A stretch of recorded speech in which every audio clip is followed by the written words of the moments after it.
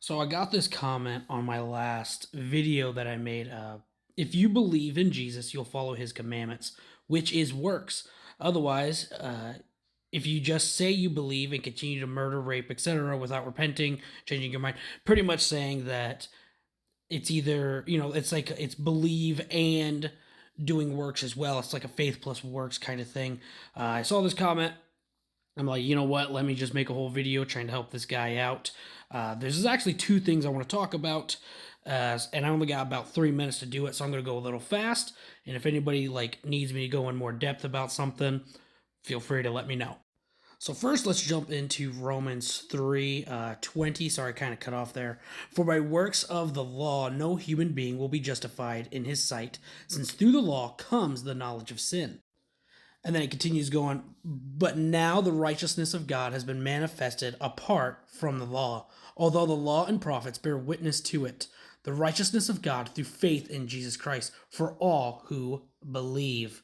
For there is no distinction, for all have sinned and fall short of the glory of God, and are justified by his grace as a gift through the redemption that is in Jesus Christ. So we see right there that we are indeed saved by believing in what Jesus Christ has done for us, that he has taken our sin off of us and given us his righteousness. And he did that by his life, burial, and resurrection on the cross. So all we need to do is place our trust in Jesus Christ and Jesus Christ alone for our salvation. If you need any more information on this, actually go read Hebrews 10 or 11. It actually shows there that God will actually remember our sins no more because of what Jesus Christ has done. Now, if God will not remember our sins anymore, there is nothing then that could separate us from God once we place our trust in Jesus Christ in a salvation way. Now, the second thing I wanted to talk about was when you talk about, what stops you from doing these sins and blah, blah, blah, blah.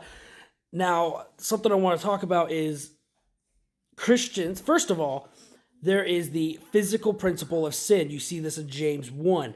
Sin brings on physical death. It brings on physical illness. So you shouldn't sin because of those. You also shouldn't sin because of the bema seat of Christ. This is the judgment that believers will take on Judgment Day, and that will determine our crowns and our inheritances in heaven. Read 1 Corinthians and 2 Corinthians for more information on that, but you see it a lot on the crown of life and all that stuff. So, should a Christian sin? No. All we have to do is place our trust in Jesus Christ for our salvation. I ran out of time. Love you.